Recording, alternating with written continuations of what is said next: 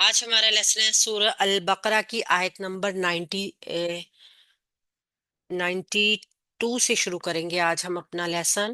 اس سے پہلے والی آیات میں ہم نے دیکھا کہ کس طریقے سے بنی اسرائیل نے اللہ تعالیٰ کے احکامات کو جھٹلایا، اور نہ تو صرف وہ قرآن پاک بلکہ وہ اپنی کتاب تورات کے ساتھ بھی خالص نہیں تھے۔ اگر وہ اپنی تورات کے ساتھ خالص ہوتے تو انبیاء کرام کو قتل نہ کرتے۔ جو اللہ تعالیٰ کی شریعت، اللہ تعالیٰ کا پیغام لے کر آئے تھے، بالکل اسی طریقے سے جیسے قرآن پاک اللہ کے نبی صلی اللہ علیہ وآلہ وسلم پر نازل ہوا، اور انہوں نے اس کو بھی جھٹلایا۔ اس جھوٹ اس جھٹلانے کے پیچھے وجہ اکثر جو پتہ چلتی ہے ہمیں، وہ صرف ایک اناد، ایک حرص، ایک حسد کا پہلو تھا، اور بس ایک ضد تھی۔ اور یہ ضد جو تھی یہ سرکشی تھی۔ اللہ کی بات کو جاننے والے سب سے زیادہ وہ تھے۔ اللہ کی پرانی شریعت کے حساب سے جو اللہ کے نبی صلی اللہ علیہ وآلہ وسلم کی نشانیاں آئی تھیں، سب سے زیادہ ان کے اوپر واضح تھیں، لیکن انہوں نے اس کو جھٹلایا، قرآن کو جھٹلایا، اللہ کے نبی صلی اللہ علیہ وآلہ وسلم کو جھٹلایا۔ اور پھر قرآن بتاتا ہے اللہ تعالیٰ نے اپنے نبی صلی اللہ علیہ وآلہ وسلم پہ واضح کر دیا کہ یہ لوگ نہ صرف قرآن کو جھٹلا رہے ہیں بلکہ یہ اپنی کتاب تورات کو بھی نہیں مانتے تھے۔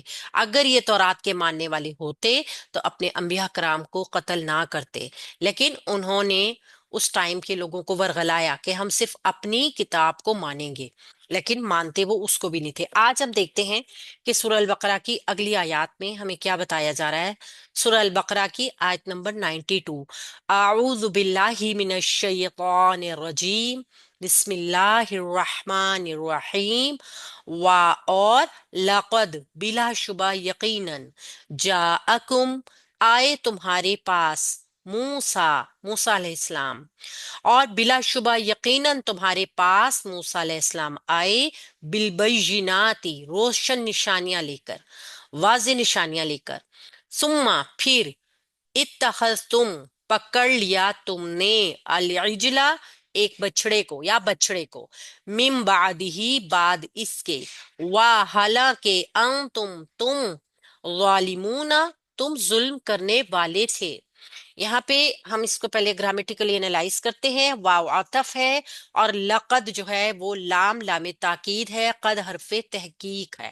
ٹھیک ہے، یہ قد لقد فعل ماضی کے شروع میں آتا ہے، اور ہم اس کو آج دیکھیں گے کہ قد جب فعل ماضی کے ساتھ آتا ہے تو کیا وجہ ہوتی ہے، لقد فعل ماضی کے ساتھ آتا ہے تو کیا ہوتی ہے۔ لیکن یہ قد اور لقد فعل ماضی کے ساتھ خاص ہے۔ ٹھیک ہے، جاءکم، آئے تمہارے پاس، یہ جاء کی فیملی کا وہ رکن آ گیا۔ جاء کے ساتھ جب بھی کم کی ضمیر جڑی ہوئی ہوگی یا کوئی بھی ضمیر جڑ کر آئے گی تو پاس کا ترجمہ میننگز میں لازمی آئے گا۔ ٹھیک ہے، جاءکم، وہ آیا تمہارے پاس۔ اب یہ جاء فعل ہے تو اس کے بعد جو ہوگا کوئی بھی مرفوع اسم اس کا فاعل ہوگا، یعنی وہ آیا تمہارے پاس۔ ٹھیک ہے، جاء فعل ماضی ہے، واحد ہے، مذکر ہے، غائب کا صیغہ ہے، اور کم کی ضمیر اس کے ساتھ جو جڑ کر آ رہی ہے یہ مفعول بن کر آ رہی ہے۔ آئے تمہارے پاس یا آیا تمہارے پاس۔ آئے کیوں لکھا ہوا ہے ترجمے، زیادہ لوگ نہیں آئے، واحد کا ہی صیغہ ہے، چونکہ آگے نبی کا ذکر ہے نا، موسیٰ علیہ السلام کا ذکر ہے، اس لیے تعظیماً یہ آئے لکھا ہے۔ اصل میں ترجمے میں کیا آئے گا، جاء، وہ آیا۔ ٹھیک ہے، آیا۔ اب آیا کے ساتھ یہ فعل ہے، ماضی ہے، واحد ہے، مذکر ہے اور غائب ہے، اور کم اس کے ساتھ مفعول جڑ کر آ رہا ہے جو کہ زیادہ لوگوں کی طرف اشارہ کر رہا ہے، تمہارے۔ اب تمہارے جو ہے یہ حاضر میں ہوتے ہیں موجود لوگ۔ ٹھیک ہے، تو یہ کون سی ضمیر کہلائے گی پھر، جمع مذکر حاضر کی ضمیر۔ موسیٰ علیہ السلام، کیونکہ فعل کے بعد ایک اسم آ رہا ہے جو کہ مبنی ہے۔ موسیٰ علیہ السلام کا نام آپ کو ہمیشہ اسی شکل میں نظر آئے گا۔ اگر آگے یہ کسی حمزہ وصل کے ساتھ جڑ رہا ہوگا تو یہ اس کی کھڑی زبر سیدھی زبر میں چینج ضرور ہو سکتی ہے، مگر مبنی ہی رہے گا موسیٰ۔ ٹھیک ہے، تو یہاں پہ ہم اس کو فاعل کنسیڈر کریں گے ایز اے حالت رفع کا اسم۔ मूसा बिलबय्यिनाती, बी हरफे जर और अलबय्यिनाती मजरूर होकर मुरक्कब जारी। अलबय्यिनाती वाज़े रोशन निशानियां, ऐसी वजाहत जिसके बाद कोई कजी ना रहे, जिसमें कोई कमी ना हो, जो बिल्कुल रोशन हो। ठीक है। अल बता रहा है मारफा है, और आती बता रही है कि ये मुन्नस की जमा है। ठीक है ना। आतू, आती, आती। ये एक जेर क्यों आई? अल की वजह से आई। जब अल होगा तो तनवीन नहीं होगी। वैसे हम जमा मोन्नस में, जब जमा सालिम में मोन्नस को देखते हैं ना, तो आतुन, आतिन, आतिन, लेकिन अल की वजह से वो एक जेर में चेंज होके मजरूर होकर आ रही है, रोशन निशानियां लेकर। बा या नून इसका रूट वर्ड है। सुम्मा फिर, हरफे आतफ है, जुमले को जोड़ता है। इत्तखज़तुम, पकड़ लिया तुमने। इत्तखज़तुम, हमजा ख्वाजाल, इसका रूट वर्ड हो गया। और तुम जो है वो बता रहा है तुमने का तर्जुमा। तुमने पकड़ लिया, फेल है माजी का, जमा है, मुजक्कर है, हाजिर है। तुमने पकड़ लिया अल इजला, एक ये बछड़े को, सॉरी एक नहीं आएगा, बछड़े को। अब ये बछड़ा खास होकर आया है, अल के साथ आया, इसका मतलब है मारफा है। ये वो बछड़ा है जिसको इन्होंने माबूद बनाया था ना, आइन जीम लाम। अब चूंकि ये एक मंसूब इसम आ रहा है, लिहाजा यहाँ पर हम इसको मफूल बनाएंगे, फेल इत्तखज़तुम के लिए। ठीक है। ये इस फेल का मफूल है।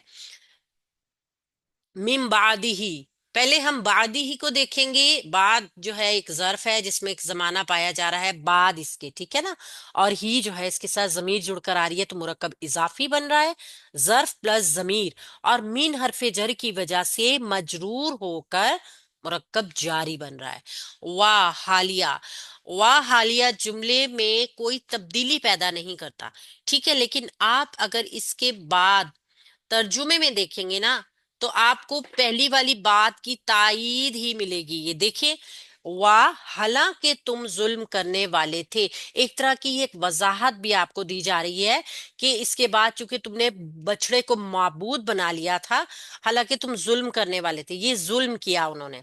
तो वाव हालिया को अगर हम जुमले में पहचानने की कोशिश करें तो हमें इसकी कोई अलामत नहीं मिलेगी, क्योंकि ये एक गैर आमिल हर्फ है, ये कोई अमल नहीं करता। मगर तर्जुमे से हमें पता चल जाएगा कि बात चूंकि अगर कंटिन्यू पीछे से देखी जाए तो ये वाव हालिया का तर्जुमा बनता है। तुम जमीर है मुनफसिल, डीटैच प्रोनाउन जो हमेशा अलहदा होकर आता है, और इसको हम मरफू जमायर कहते हैं। ठीक है। मरफू जमायर है, और ये मरफू कौन सा है? तुम हमें बता रहा है ज्यादा लोगों की बात हो रही है और हाजिर की बात हो रही है, तो फिर ये जमा मुजक्कर हाजिर की जमीर है। ठीक है। वालिमूना, तुम जुल्म करने वाले थे। वालिमूना, ऊना की साउंड हमें बता रही है कि ये जमा है, और ये हालत रफा में है, और ये मुजक्कर भी है और इसम भी है। हमने इसको इसम क्यों कहा? हमने इसलिए इसको इस्म कहा कि इसमें फेल की कोई इलामत नजर नहीं आ रही, ना तो फेल माजी के हिसाब से और ना ही फेल मुजारे के हिसाब से। फिर हम देखते हैं कि ये ज़ालिमूना, जुल्म की, वा लाम मीम, जुल्म रूट वर्ड है इसका, और जुल्म करने वाले थे। ठीक है। तो जुल्म करने वाले लोग होते हैं ना, इस वजह से भी हम इसम को पहचान सकते हैं कि ये फेल है या ये इसम है। आपको इसमें काम का मफहूम नजर नहीं आ रहा, इस वजह से हम इसको क्लियर तौर पर इसम ही लेंगे। इसको हम फेल नहीं कह सकते। फेल में जरूरी है हमें कोई काम होता नजर आए। यहाँ पे काम होता नजर नहीं आ रहा, हाँ, काम करने वाला जरूर नजर आ रहा। जुल्म करने वाले थे, तो काम करने वाले लोग कौन होते हैं? इसम होते हैं, लिहाजा ये इसम है, जमा है, मुजक्कर है और मरफू है। बिलाशुबा तहकीक तुम्हारे पास मूसा अलैहिस्सलाम रोशन निशानियां लेकर आए। फिर उसके बाद यानी फिर तुमने उसके बाद बछड़े को पकड़ लिया या अपना माबूद बना लिया, एक तरह यही बात है ना। इसके बाद हालांकि तुम जुल्म करने वाले थे। अब ये यहाँ पे अल्लाह ताला ने उनको बताया, बनी इसराइल को बताया उन्होंने क्या किया था। बनी इसराइल, इससे पहले भी हम देख रहे थे कि मूसा अलैहिस्सलाम की वाज़ेह निशानियां, موسیٰ علیہ السلام کے معجزات، موسیٰ علیہ السلام کا کوہ طور کے اوپر جانا اور ان کے لیے شریعت لے کر آنا، آسمان سے من و سلوا کا آنا، لیکن اس کے بعد ان کی نافرمانیاں کیا تھیں کہ انہوں نے موسیٰ علیہ السلام کے کوہ طور پہ جانے کے بعد ایک بچڑے کو معبود بنا لیا، اپنا الہ بنا لیا، اس کی عبادت شروع کر دی، اور پھر انہوں نے شرک جیسا بہت بڑا گناہ عظیم کر لیا، اور پھر کیا کیا، انہوں نے اپنے اوپر ظلم کیا۔ جب بھی کوئی قوم، کوئی امت اللہ کے سوا کسی کو شریک کرتی ہے تو اللہ تعالیٰ کو کوئی فرق نہیں پڑتا۔ اللہ تعالیٰ کے پاس اپنی عبادت کرنے کے لیے، اپنی تسبیح کے لیے کروڑ ہا ارب ہا فرشتے ہیں۔ وہ خالق ہے، وہ جو چاہے بنا سکتا ہے۔ اللہ تعالیٰ نے جتنی مخلوق اپنی فرشتوں میں بنائی ہے وہ تمام کے تمام اس کی تسبیح بیان کرتے ہیں، دن رات تسبیح کرتے ہیں۔ اور انسان جب اللہ کی تسبیح نہیں کرتا یا اللہ تعالیٰ کی نافرمانی کرتا ہے تو وہ اپنے سوا کسی کا پہ ظلم نہیں کرتا۔ اس کا اپنا سب سے بڑا خسارہ ہے کہ وہ اپنے لیے دنیا میں بھی آخرت خراب کر لیتا ہے اپنی، اور آخرت بھی خراب کر لیتا ہے اپنی۔ تو ظلم کرنے والا کون ہوتا ہے؟ جو کسی کا حق نہیں دیتا۔ آپ معاشرتی طور پہ دیکھیے، اگر ہم کسی کا حق مار لیں گے، معاشرہ بے توازن ہو جائے گا، بے ہنگم ہو جائے گا۔ سیم اسی طریقے سے ہم اپنے آپ کو بھی نقصان پہنچا رہے ہوتے ہیں، ہم جس کا حق مارتے ہیں اس کو بھی نقصان پہنچاتے ہیں، معاشرے کو بھی اس غلط رویوں کا ڈائریکٹلی بھی اور انڈائریکٹلی بھی فرق پڑتا ہے۔ اسی طریقے سے جب ہم اللہ تعالیٰ کا حق نہیں دیتے، انسان تو ہے ہی ناشکرا، اللہ کی نعمتوں کو بھول جانے والا، اللہ تعالیٰ کی نعمتوں کی ناقدری کرنے والا۔ تو یہ اللہ تعالیٰ نے ہمیں جو نعمتیں دی ہیں، ہمیں تو مانگ کے بھی بہت ساری نعمتیں اس سے ملی ہیں، لیکن اگر آپ بے مانگی نعمتوں کا شمار کرنا چاہیں تو آپ شمار نہیں کر سکیں گے۔ اللہ تعالیٰ کی کائنات غور و فکر کی دعوت دیتی ہے ہر ایک انسان کو۔ آپ دیکھیے اللہ کی کائنات کو اگر ہم ٹٹولنا شروع کریں، کبھی اکیلے فرصت میں بیٹھ کے کسی پارک میں، اپنے ٹیرس پہ، اپنی چھت پر، بالکل اکیلے اللہ کی کائناتی نشانیوں کے اوپر، کائناتی روز روز یہ روز روشن کی طرح جو واضح ہیں، ان کے اوپر اگر ہم نظر ڈالیں تو آسمان سے لے کے اللہ کی ایک ایک چیز، اس کی موجودگی کا، اس کی وحدانیت کا، اس کے ہمارے اوپر احسانات کا منہ بولتا ثبوت ہے۔ اگر آپ ایک ہوا کو ہی لے لیجئے جو ہمیں فری میں آکسیجن دے رہی ہے، تو آپ اس نعمت کا شمار نہیں کر سکتے۔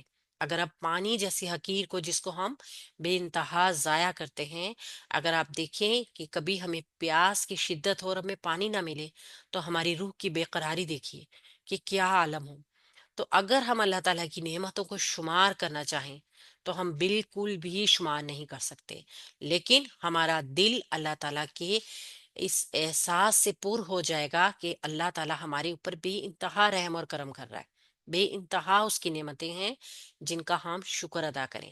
لیکن انسان کی فطرت ہے کہ انسان ہمیشہ اس چیز کو دیکھتا ہے جو اس کے پاس نہیں ہے، اور ہمیشہ دوسرے کی اس چیز کو بھی نوٹس کرتا ہے جو اس کے پاس ہے۔ تو یہ رویے جو ہے نا، یہ اللہ کی ناشکری کی وجہ بنتے ہیں۔ بنی اسرائیل کا بھی یہی رویہ تھا۔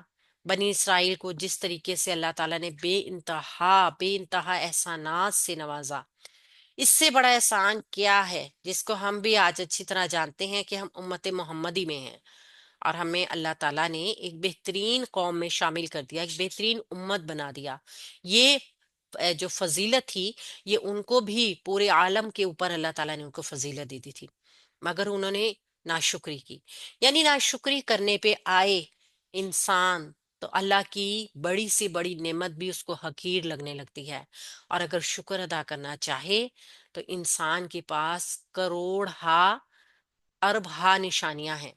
اللہ کی کائنات میں بھی، آپ کے جسم میں بھی، آپ کی آنکھیں جس چیز کو دیکھتی ہیں اللہ کی نعمت ہے، آپ کے ہاتھ، آپ کے جسم کے اعضاء جس چیز کو استعمال میں لاتے ہیں آپ کے لیے وہ نعمت ہے۔ ہم جن بھی کاموں کو انجام دیتے ہیں، چل کے قدموں سے، اللہ کی نعمتیں ہیں۔ یعنی کہ کوئی بھی ایک چھوٹی سے چھوٹی چیز بھی ایسی نہیں ہے جس کو ہم اللہ کی نعمت کے طور پہ استعمال نہیں کریں، لیکن کیا کر رہے ہیں؟ ساتھ ساتھ اللہ کی ناشکری کرے جا رہے ہیں۔ ہر اس چیز کو دیکھ کے اللہ نے اگر ہمیں کوئی چیز کسی حساب سے نہیں دی تو یہ اس کی حکمت ہے، کوئی نہ کوئی حکمت ہے، وہ چیز ہمارے لیے اس وقت پر بہتر نہیں، لیکن جیسے ہی وہ ہمارے لیے بہتر ہو جاتی ہے اللہ تعالیٰ ہمیں نواز دیتے ہیں۔